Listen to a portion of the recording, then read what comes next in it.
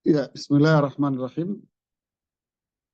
Assalamualaikum warahmatullahi wabarakatuh.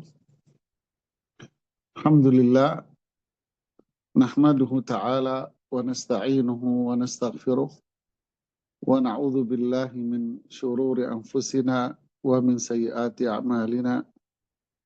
Man may yahdillahu fala mudhillalah wa may yudlil fala hadiyalah. Asyhadu an la ilaha illallah wa asyhadu anna Muhammadan abduhu wa rasuluhu la nabiyya ba'dah amma ba'd. Kita masih di surat Al-Buruj, bicara tentang ujian cobaan yang begitu berat dialami oleh mereka yang beriman di zaman para nabi dan rasul terdahulu, di mana keimanan mereka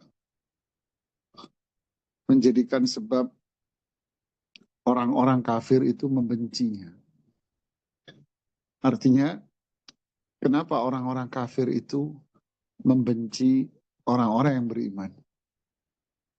Tentu tidak ada sebab yang lain, tidak ada sebab apapun. Tidak ada sebab dunia, tidak ada sebab yang berkaitan dengan fisik ataupun individu, tidak ada.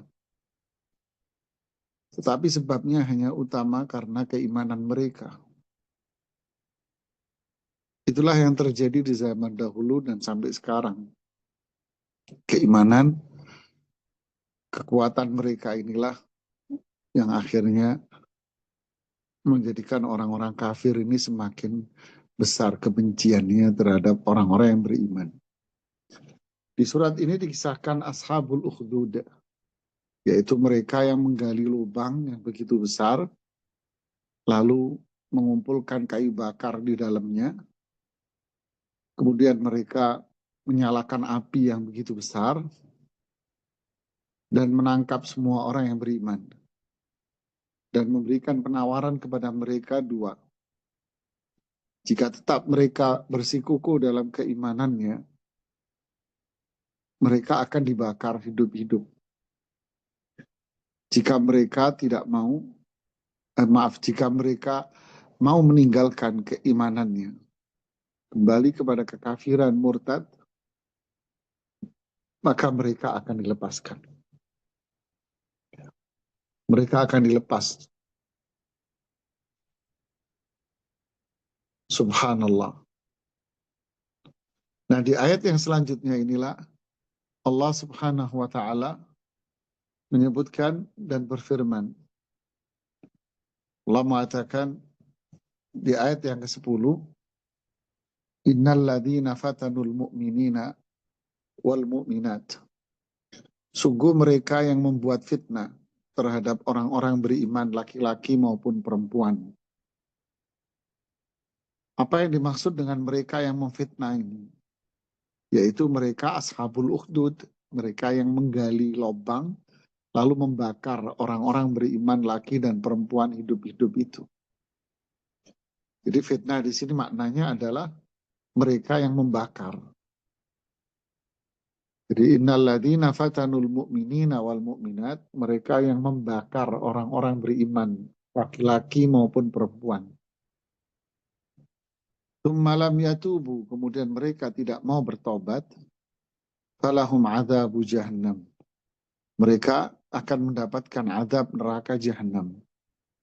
Walahum adzabul hariq. Perhatikan kalimat firman Allah yang terakhir ini. Walahum adzabul hariq. Mereka akan mendapatkan azab yang berupa apa? Api yang membakar mereka. Al-jaza min jinsil amal. Balasan itu akan sesuai dengan perbuatannya. Di sini Imam Sa'di rahimahullahu taala mengatakan thumma wa'adahum wa arada alaihim at-taubah. Allahu akbar. Di sini Allah Subhanahu wa taala mengancam mereka, yaitu orang-orang yang melakukan itu, ashabul ukhdud tadi itu, mengancam mereka. Ketika mereka tidak mau bertobat, tidak mau mereka meninggalkan kekafiran, kekufurannya, mengancam mereka. Ketika mereka tidak mau meninggalkan itu semua, maka Allah akan mengadab mereka di neraka jahanam dengan api yang membara sebagaimana mereka menyiksa orang-orang yang beriman. Al-jaza min jinsil amal. Balasan itu pasti akan sesuai dengan perbuatan dia. Dia membakar orang beriman. Maka azab Allah jauh lebih berat daripada api yang mereka nyalakan itu. Tidak ada apa-apanya. Na'rukum hadihi juz'un tis'a wa tis'in. Api kamu ini masih ada lagi 69 lagi. Artinya ada 70 lapis tingkatan daripada api yang mereka bakar buat ke orang-orang beriman. Allah akan mengadab mereka dengan api itu di neraka jahanam nantinya. Kalau mereka tidak bertobat. Wa'adahum. Allah juga memberikan janjinya kalau mereka tobat, ya Allah akan ampuni dosa-dosanya. Makanya Allah tawarkan kepada mereka ini taubat. Aradu alaihimut taubah. Allah tawarkan kepada mereka taubat. Subhanallah. Tsumma lam yatubu. Allah tawarkan kepada mereka untuk mereka bertobat. Qala Al-Hasan rahimahullah, Imam Hasan Al-Basri mengatakan berkaitan dengan ayat ini. Unzuru ila hadal karami wal juda. Lihatlah pada kemuliaan dan kedermawanan Allah pada ayat ini. Hum qatalu awliya'ahu wa ahla ta'atihi. Mereka adalah orang-orang yang membunuh hamba-hamba Allah yang taat. Wa huwa yad'uhum ila taubah. Walaupun demikian, Allah mengajak mereka untuk bertaubat. Allahu Akbar. Inilah kasih sayang Allah yang begitu luas. Jadi ayat ini memberikan pelajaran kepada kita bahwa siapapun yang melakukan fitnah, keburukan, kejahatan, mengadu domba, kejahatan apapun terhadap orang-orang beriman yang tidak mereka lakukan. Innalladzina yu'dzuna Allaha wa rasulahu. Mereka yang mengganggu Allah dan Rasulnya serta orang-orang yang beriman. Padahal mereka tidak berbuat kejahatan apapun. Mereka hanyalah orang yang beriman, bertauhid, yang ingin menjalankan petunjuk dan perintah Rasulnya. Tapi ternyata orang-orang yang seperti itu, orang-orang lain ini membenci orang-orang yang beriman yang ini. Mereka membencinya, memfitnahnya, melemparkan berbagai macam keburukan, kejahatan, adu domba, berbagai macam keburukan-keburukan yang lainnya, maka menunjukkan bahwa ini akan terjadi terus. Ini pelajarannya pertama, bahwa akan muncul orang-orang yang membenci siapa orang beriman, yang bertauhid, yang menjalankan petunjuk Rasulnya. Pasti orang-orang yang benci ini akan selalu ada. Yang kedua, orang-orang yang beriman pasti akan mengalami hinaan, cacian, dan berbagai macam keburukan dari orang-orang kafir, orang-orang yang berbuat syirik, dan orang-orang yang menentang petunjuk Rasul, tidak suka menjalankan petunjuk Rasulullah Sallallahu Alaihi Wasallam. Ini pasti terjadi. Yang ketiga, kesabaran orang-orang yang beriman atas berbagai macam keburukan itu, ini menunjukkan kekuatan iman mereka, dan itulah yang menjadi pintu besar surga Allah Subhanahu wa Ta'ala buat orang-orang yang seperti ini.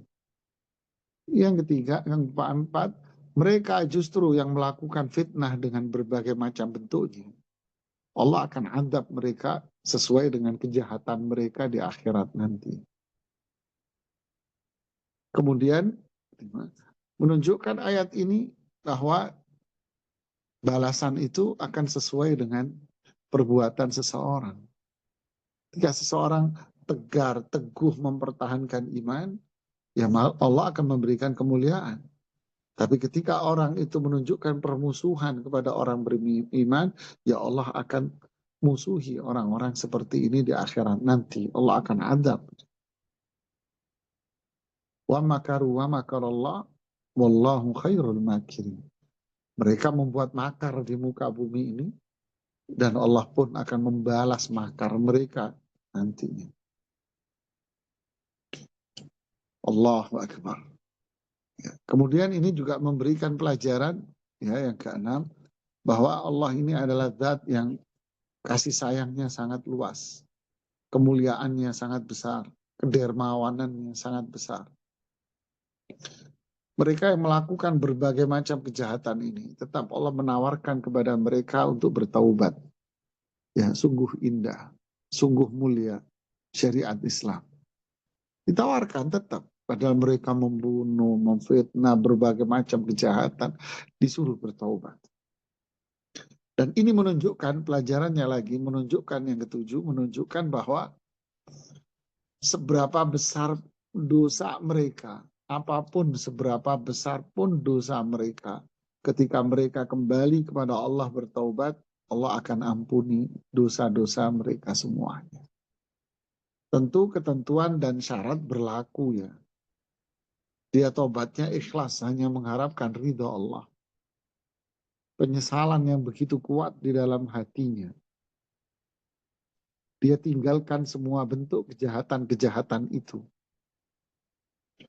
Dan dia kembali ke jalan Allah Subhanahu wa Ta'ala yang benar. Dengan tauhidnya, dengan ketaatannya kepada Allah dan Rasulnya. Kemudian, ketika itu berkaitan dengan kehormatan orang-orang beriman, jiwa mereka, maka mereka harus meminta maaf. Karena ini berkaitan dengan hak mereka.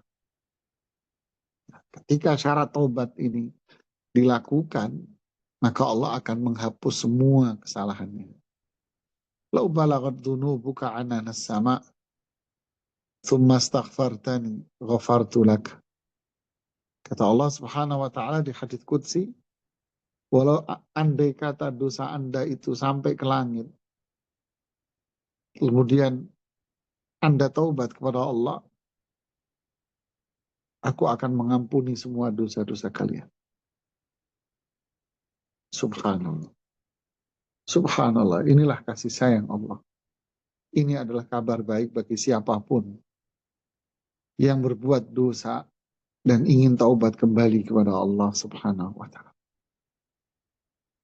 Juga kita tidak boleh putus asa. Nah, ini pelajaran lagi yang ke-8, tidak boleh kita putus asa. Putus asa atas apa yang kita perbuat, dosa kita tidak boleh. Karena kasih sayang Allah itu sangatlah luas. Berarti yang ke-9, orang yang beriman ketika ingin taubat, menjadi orang yang memiliki harapan yang tinggi. Saat itu dia jadi orang beriman nantinya.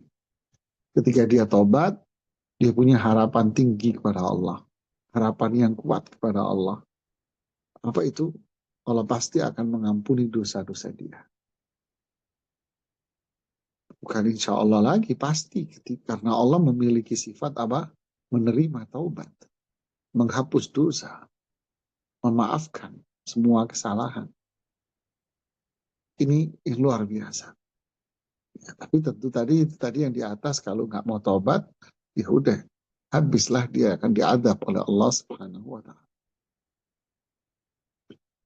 Kemudian inilah Al-Quran, metode Al-Quran. Ketika bicara tentang keburukan, akan disusul dengan kebaikan sebagai solusinya. Subhanallah, indah sekali Al-Quran, ini metodologinya. Selalu itu. Habis bicara keburukan, mesti disusul dengan kebaikan.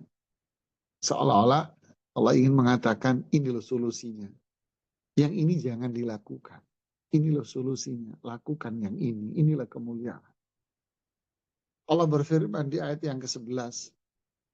Innalladzina amanu wa amilus salihati lahum jannatun tajri min tahtihal anhar. Dzalikal fawzul kabir. Terjemahnya, sesungguhnya mereka yang beriman, beramal saleh, mereka akan mendapatkan surga-surga yang mengalir di bawahnya sungai-sungai. Itulah kesuksesan yang besar. Lihat kalimat akhirnya, kesuksesan yang besar.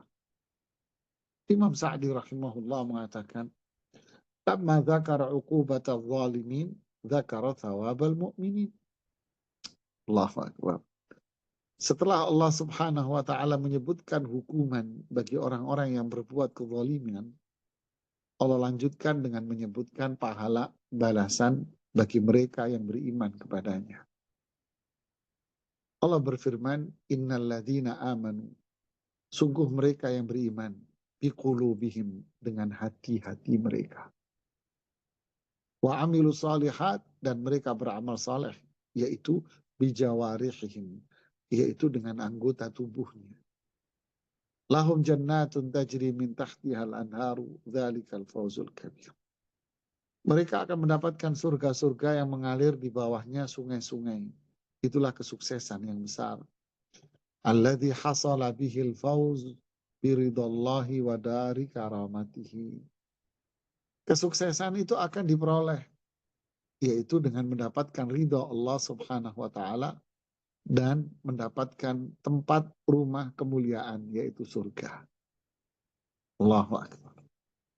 Berarti di sini menunjukkan bahwa iman itu pada aslinya adalah di dalam hati seseorang.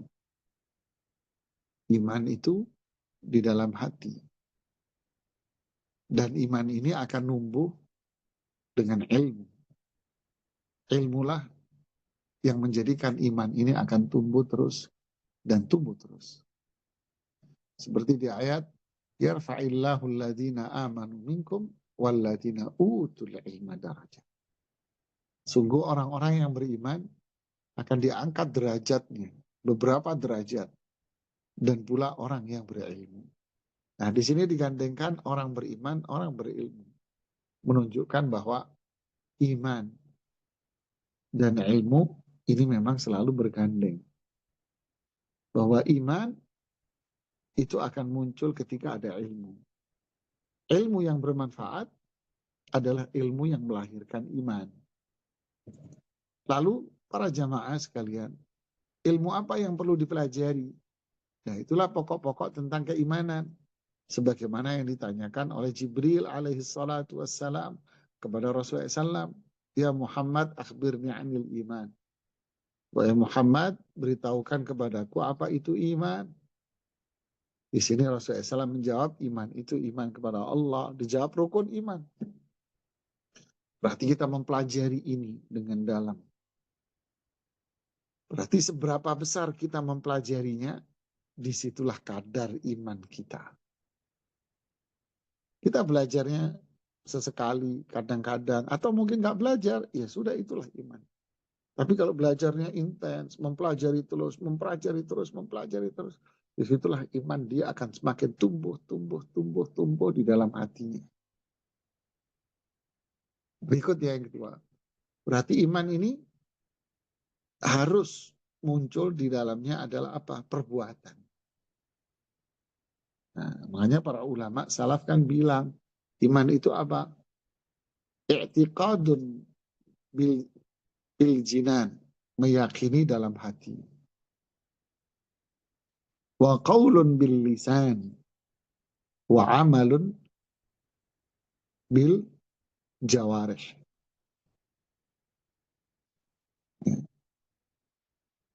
Jadi meyakini dalam hati, mengucapkan dengan tutur katanya, dan berbuat dengan anggota tubuhnya. Nah, di sini digandeng innal ladzina amanu wa amilus shalihat. Beriman, beramal saleh. Dan seperti ini banyak sekali di dalam Al-Quran. Ini menunjukkan bahwa iman itu harus ada bentuk nyatanya, yaitu berupa perbuatan. Perbuatan itu kan bisa ucapan dan fisik. Nah, ini harus saling bergandengan. Kalau dia iman tanpa perbuatan, ya berarti nggak ada imannya. Nah, dari sinilah para ulama pun mengatakan yazidu bitta'ah. Iman itu akan bertambah dengan ketaatan. Berarti semakin kuat wujud nyatanya, amalnya ini semakin kuat seiring pula. Terus imannya akan naik seiring dengan ketaatannya dia. Wayan kusu bil maksiat, dia akan berkurang dengan maksiat. Imannya akan turun kalau dia maksiat ya imannya turun seiring dengan itu. Sehingga dari sini jemaah perlu kita jaga dengan ilmu. Pentingnya kita belajar berilmu. Ya seperti majelis-majelis ini kita pupuk terus. Ya kan? Duduk sebentar, mendengarkan sebentar di majelis ilmu, walaupun sebentar, tapi kalau rutin gitu ya. Walaupun online. Ya, karena online kan nggak mungkin terlalu panjang ya, karena memang bentuknya online ya. Kalau offline memungkinkan untuk panjang.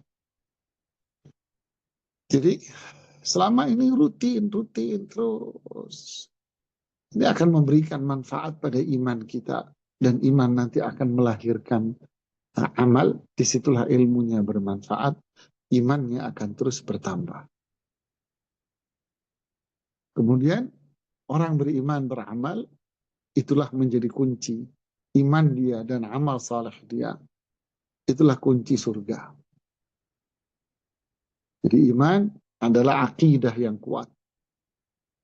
Amalan, perbuatan tidak dikatakan saleh kalau tidak sesuai dengan petunjuk Rasul Sallallahu Alaihi Wasallam. Ibnu Katsir rahimahullah mengomentari bahwa amal saleh yaitu amal yang sesuai dengan petunjuk Rasul Sallallahu Alaihi Wasallam. Fahada syarta qabulil amal. Dua hal ini yaitu iman, ikhlas, akidah, tauhid yang benar.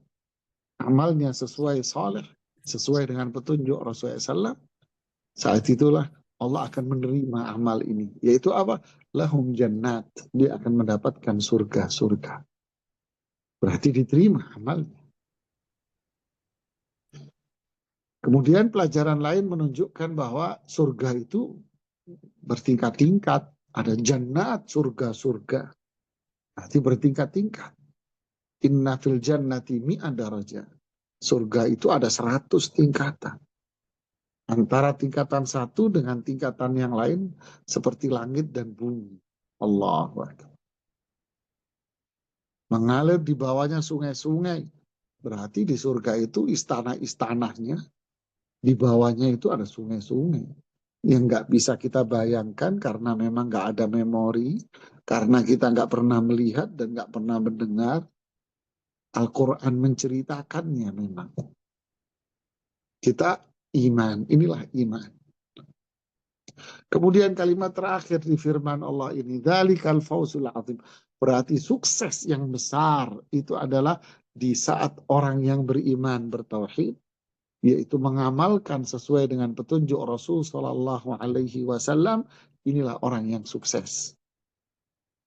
Dan kesuksesan mereka yaitu yang paling besar lagi adalah surga Allah Subhanahu Wa Taala. Berarti sukses itu bukan harta. Sukses itu bukan jabatan. Bukan. Mereka yang tidak ada iman, tak ada amal saleh, mereka mengukur sukses itu dengan harta. Dengan jabatan. Kalau seseorang mengukur sukses dengan harta, jabatan, maka orang kafir pun juga sama dong, akan memiliki yang sama. Binatang juga memiliki yang sama. Apa itu? Dunia, makanan, dan hartanya. Makanya para ulama membagi rezeki itu jadi dua. Ada rezeki yang bersifat umum, dan itu dinikmati oleh semua kalangan makhluk. Bukan manusia saja, dinikmati oleh semua makhluk. Manusia mau beriman, mau kafir, dia akan menikmati umum. Apa itu? Bersifat fisik, harta, semuanya. Tapi ada rezeki yang bersifat khusus, yang hanya dimiliki dan diberikan kepada orang tertentu. Apa itu? Ilmu tadi, keimanan, kemudahan untuk beramal, yang soleh, yang sesuai dengan petunjuk Rasulullah SAW. Dunia, harta yang halal saja, yang bersih, yang halal, tok yang diberikan kepada dia. Inilah jamaah. Ini yang kedua, ini yang harus kita cari. Inilah al-fawzul kabir. Inilah kesuksesan yang sangat besar semuanya. Semoga Allah jadikan kita orang-orang yang mendapatkan ini semua. Setelah itu Allah kembali kepada ancaman lagi kepada orang-orang kafir. Kembali kepada ancaman terhadap orang musuh-musuh Allah. Orang kafir, syirik. Kembali ke ancaman itu. Inna batsha rabbika la syadid. Inna batsha rabbika la syadid. Yaitu, kata Imam Sa'di, inna uqubatahu li ahli al-jara'im wa dhunubil izam la qawiyatun syadidah. Sungguh hukuman Allah terhadap pelaku-pelaku kejahatan.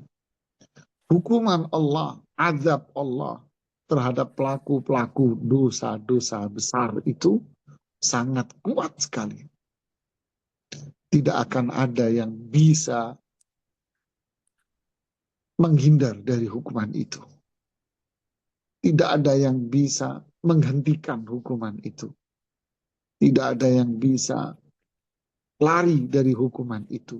Tidak ada yang bisa. Wahwa bil mirsad lil zalimin. Bahkan hukuman itu sudah mengintai, memantau. Siapa?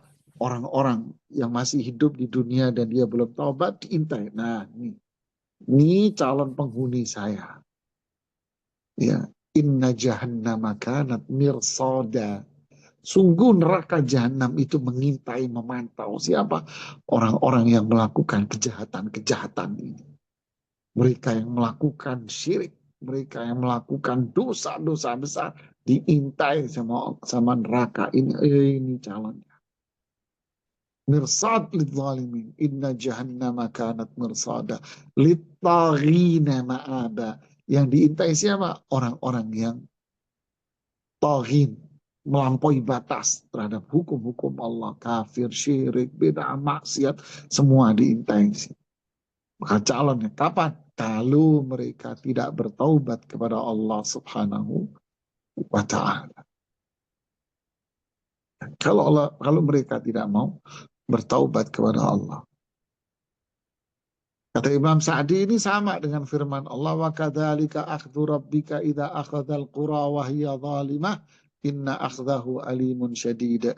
Demikianlah azab Rabbmu ketika Allah mengadab desa-desa itu, kota-kota itu. Kenapa Allah mengadab desa-desa dan kota-kota itu?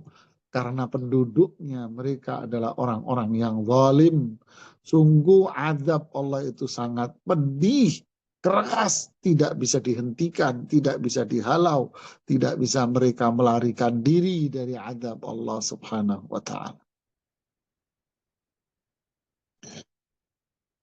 Subhanallah.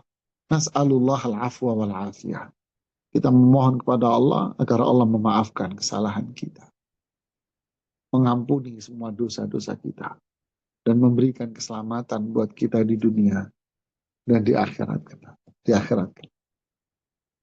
Innahu huwa yubdi'u wa yu'id. Innahu huwa yubdi'u wa yu'id. Ay huwal munfarid bi ibda'il khalqi. Dialah Allah yang Maha Esa dalam menciptakan manusia untuk pertama kalinya. Wa i'adatihi, dan dialah yang Maha Esa dalam hal mengembalikan manusia di padang mahsyar nanti. Dialah Allah yang pertama menciptakan manusia dan dialah Allah yang menghidupkan kembali manusia itu. Fala musyarik lahu fi dzalik, tidak ada sekutu bagi Allah dalam hal penciptaan dan menghidupkan manusia. Kalau Allah Maha mencipta dari tidak ada menjadi ada, maka Allah bisa mengembalikan manusia, menghidupkan kembali nanti di hari kebangkitan. Artinya apa kaitan dengan di atas? Di sini Allah memberikan ancaman. Ingat, kalian itu diciptakan oleh Allah. Allah yang menciptakan kalian dari tidak ada menjadi ada. Harusnya kalian itu taat, tunduk, patuh kepada Allah dan pada Rasul yang diutusnya. Jika kalian tidak mau melakukan itu, perlawanan terhadap hukum Allah, ingat, Kalau Allah bisa menghidupkan kalian, mewafatkan, mematikan kalian, maka Allah bisa untuk menghidupkan kembali kalian. Menghidupkan kembali jauh lebih mudah daripada yang pertama kali. Untuk apa dihidupkan kembali? Untuk menerima balasan atas apa yang telah mereka perbuat. Fala musyrik, gak ada yang bisa melakukan seperti itu. Yang mereka selama ini berbuat syirik, pergilah kepada mereka-mereka yang selama ini Anda yakini memiliki karomah dan sebagainya. Bisakah menghentikan kekuasaan Allah ini?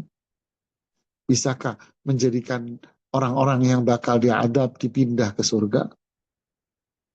Ya, la haula wa la quwata illa billah. Inna jama'a innahu huwa yubdi'u wa yu'id wa huwal ghafurul wadud.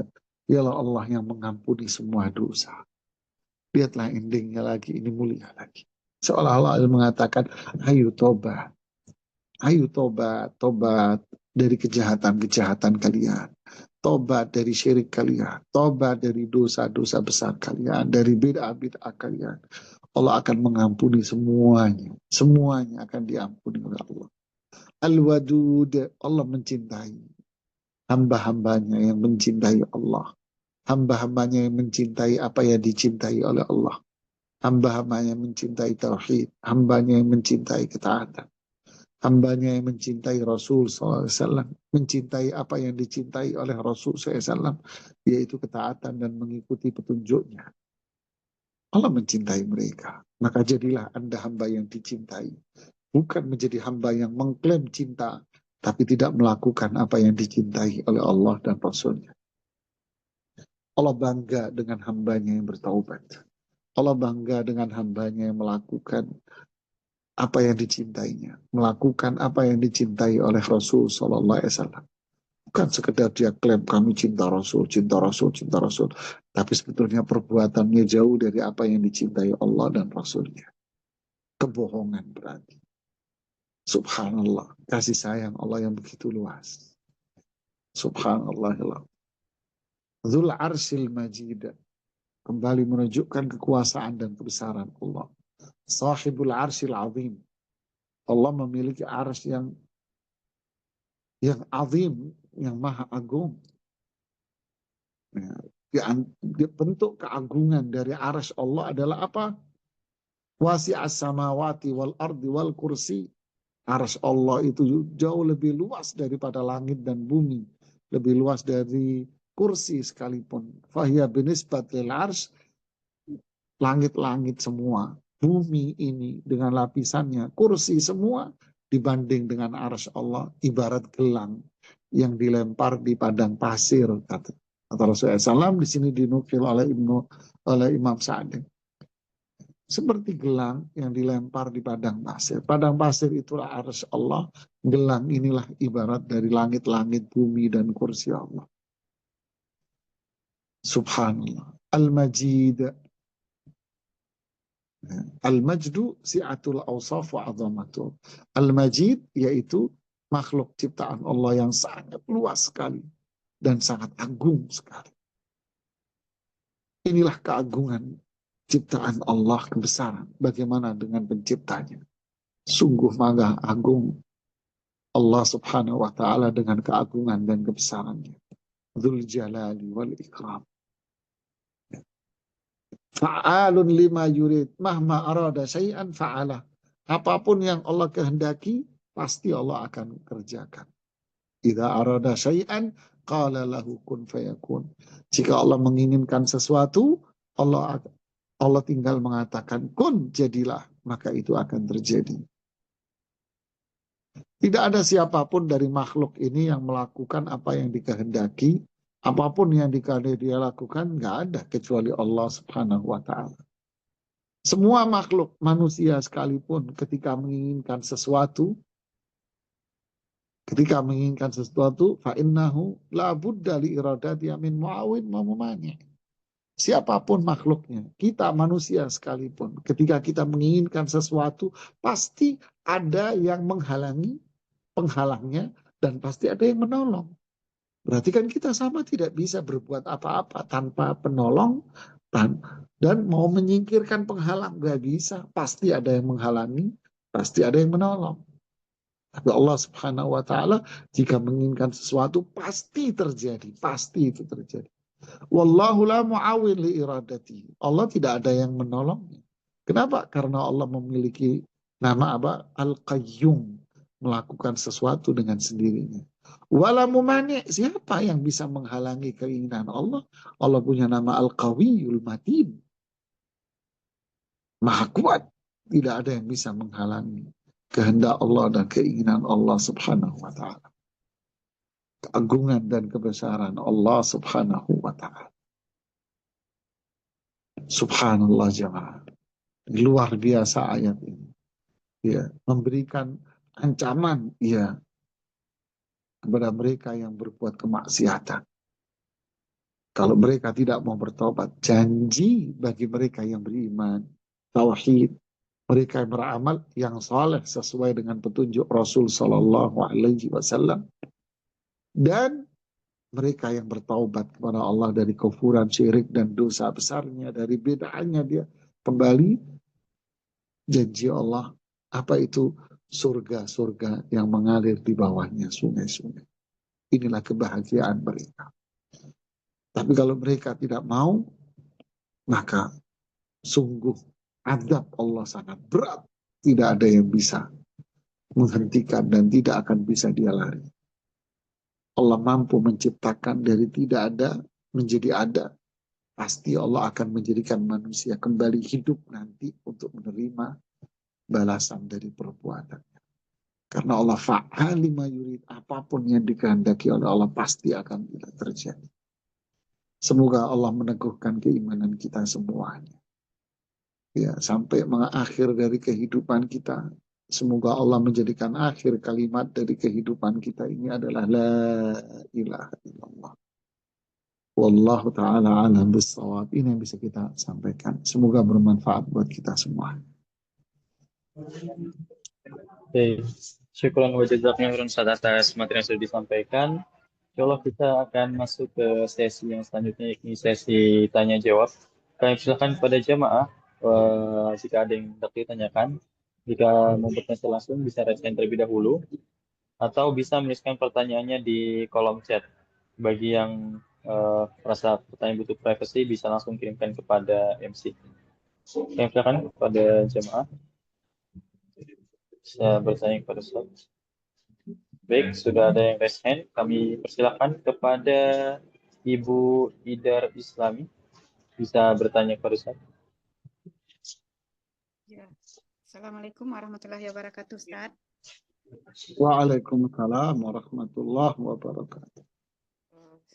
Saya sangat setia mengikuti tausiah Ustaz dan semoga menjadi amal jariah untuk Ustaz. Pertanyaan saya adalah Amin mengenai Allahumma. Bacaan la haula wala quwata illa billah, karena ada hadis yang mengatakan bahwa Nabi Shallallahu Alaihi Wasallam bertanya apakah mau diberitahu mengenai simpanan di surga, dan sahabat menjawab iya, dan kalimatnya adalah la haula wala quwata illa billah.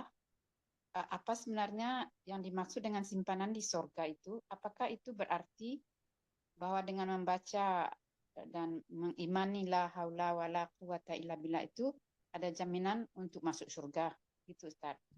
Kemudian kalau boleh saya ingin pertanyaan kedua, apakah ikhtilat itu termasuk dosa besar? Karena besok adalah hari peringatan Basti di Prancis, dan Indonesia menjadi undangan kehormatan. Jadi kami orang-orang Indonesia sangat berminat untuk hadir di dalam, bukan hadir dalam paradnya Ustaz, tapi menghadiri ya di pinggir jalan lah gitu. Dan tentu saja campur baur antara laki-laki dan perempuan. Apakah ikhtilat itu ya. Apakah ikhtilat yang begitu itu termasuk dosa, Ustaz? Demikian Ustaz, terima kasih. Ya. Terima kasih Ibu pertanyaannya, bagus sekali pertanyaannya. Yang pertama, apa makna dari hadis Rasul Shallallahu Alaihi Wasallam di beberapa hadisnya bahwa la haula wala quwata illa billah kanzun min kunuzil jannah. Bahwa kalimat ini, zikir ini adalah kanz. Kalau diterjemahkan secara harfiah, redaksional, maknanya adalah itu harta simpanan. Nah, pertanyaan Ibu, apa yang dimaksud dengan harta simpanan? Maksudnya, rajin membaca zikir ini akan menjadi pemberat buat dia untuk masuk surga. Sehingga dia bisa menikmati kenikmatan-kenikmatan surga. Jadi simpanan, maksudnya masuk surga, lalu dia bisa menikmati kenikmatan-kenikmatan surga. Berarti apa sebab seseorang bisa masuk surga? Memperbanyak zikir. Nah, zikir apa? Zikir-zikir yang diajarkan oleh Rasulullah Sallallahu Alaihi Wasallam. Di antaranya la haula wa la quwata illa billah. Di antaranya pula subhanallah walhamdulillah wa la ilaha illallah wallahu akbar. Di antaranya pula la ilaha illallah wahdahu la syarikalah lahul mulku wa lahul hamdu wa huwa ala kulli syai'in qadir. Di antaranya pula subhanallah wa bihamdih. Di antaranya pula subhanallah wa bihamdihi subhanallahil azim. Ini zikir-zikir yang diajarkan oleh Rasulullah Sallallahu Alaihi Wasallam yang bersifat umum. Ada zikir-zikir yang bersifat khusus. Zikir keluar rumah, Bismillah tawakkaltu ala Allah la haula wa la quwata illa billah. Zikir masuk rumah, Bismillah, salam, assalamualaikum warahmatullahi wabarakatuh. Ini yang mendatangkan salam, rahmah, barakah dalam rumah kita. Dan zikir-zikir yang lainnya. Ini yang sederhana. Kemudian zikir masuk kamar mandi. Ya. Allahumma inni a'udzubika minal khubuthi wal khaba'ith. Keluar kamar mandi, ghufranak, dan sebagainya. Zikir-zikir setelah sholat. Zikir-zikir mau tidur. Zikir setelah bangun tidur. Zikir paginya, sorenya. Ini zikir-zikir yang seperti ini, kalau kita rajin melakukannya, maka itu menjadi pintu surga buat kita semuanya. Nah, lebih khusus lagi zikir la haula wala quwata illa billah yang menjadi bahasan dalam hadis ini. Ya, zikir-zikir semuanya Ibu mana akan menjadi sebab membuka pintu surga bagi diri pelaku.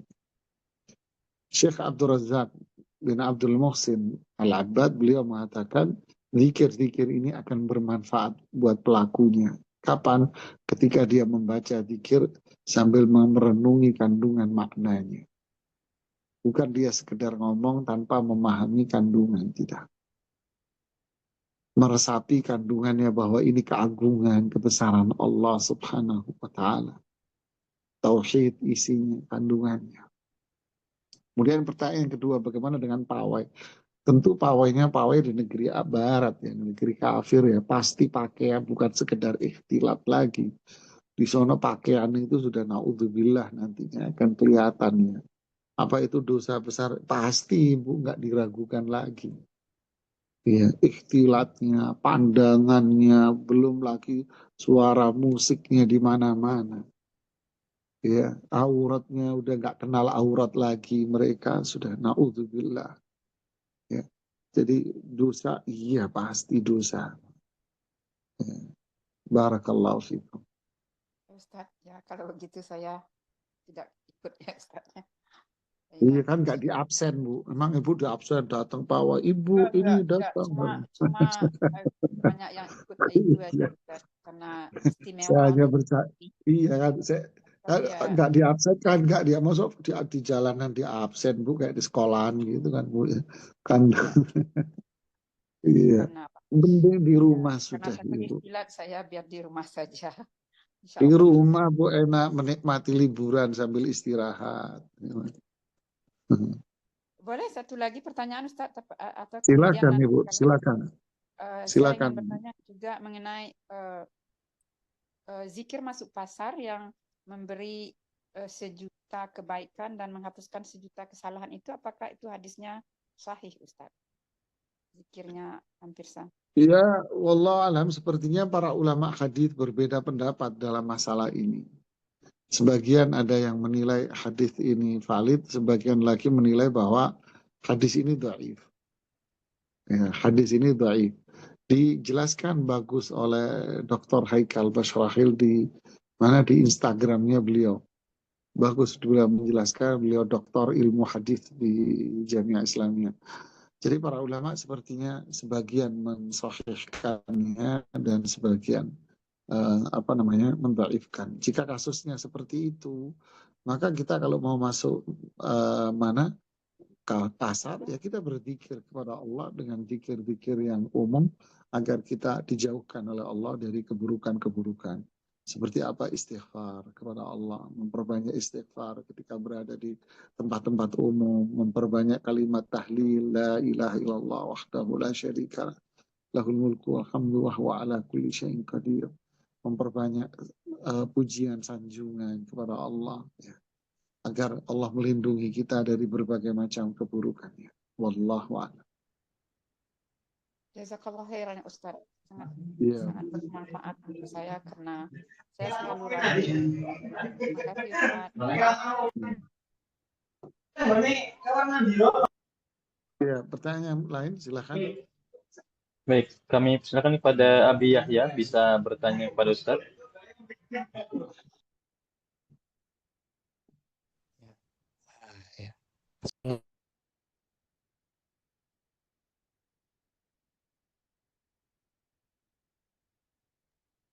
Assalamualaikum warahmatullahi wabarakatuh. Waalaikumsalam warahmatullahi wabarakatuh. Waalaikumsalam warahmatullahi wabarakatuh.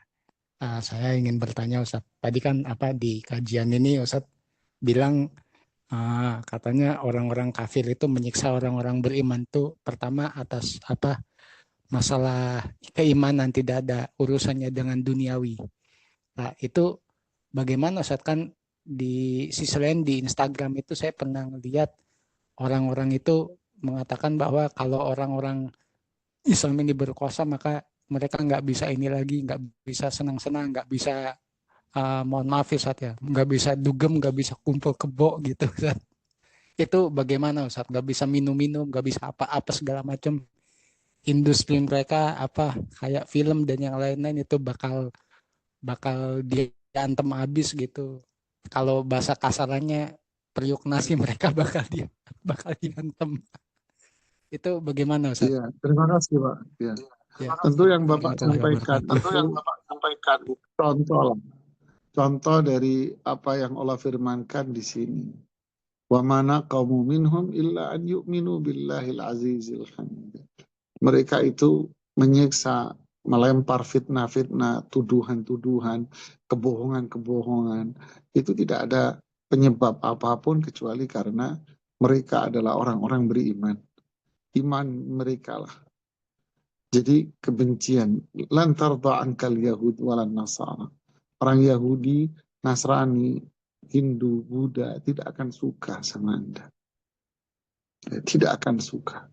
Untuk itu mereka akan menciptakan kebohongan-kebohongan yang luar biasa.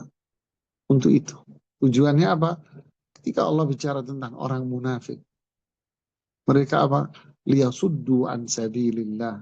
Mereka akan agar orang lain tidak masuk Islam, tidak mengikuti keimanan mereka. Dia tetap ikut mereka yang kafir. Tujuannya hanya itu saja. Kita alhamdulillah diberikan nikmat sama Allah, nikmat iman, nikmat sunnah, berada di sunnah Rasul SAW, alhamdulillah. Ya jangan termakan dengan omongan mereka. Masa kita termakan? Terus masa kita menjadi ikut terbebani pula dengan omongan mereka? Ya berarti kita butuh belajar lagi, butuh ngaji lagi yang lebih intens agar kita tidak termakan dengan omongan-omongan mereka itu. Wallahu a'lam. Yang lainnya? Baik, syukur Ustaz atas jawabannya. Saya silakan kepada jemaah yang hendak bertanya bisa raise hand.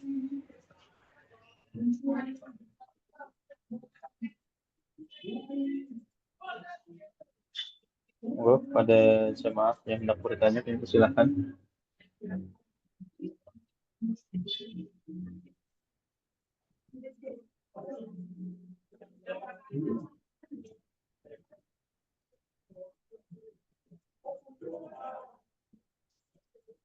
Sepertinya belum ada pertanyaan. Ya, alhamdulillah. Berarti sudah paham. Ya, kalau tidak ada, kita cukupkan sampai di sini kajiannya. Allah kita lanjutkan kembali pada pertemuan berikutnya. Mohon maaf atas kekurangan, kesalahan dari diri saya sendiri. Subhanakallahumma bihamdik asyhadu an la ilaha illa anta astaghfiruka wa atubu ilaik. Assalamualaikum warahmatullahi wabarakatuh. Waalaikumsalam warahmatullahi wabarakatuh. Syukran wa jazakumullah khairan Ustaz atas Iya. materi yang sudah disampaikan serta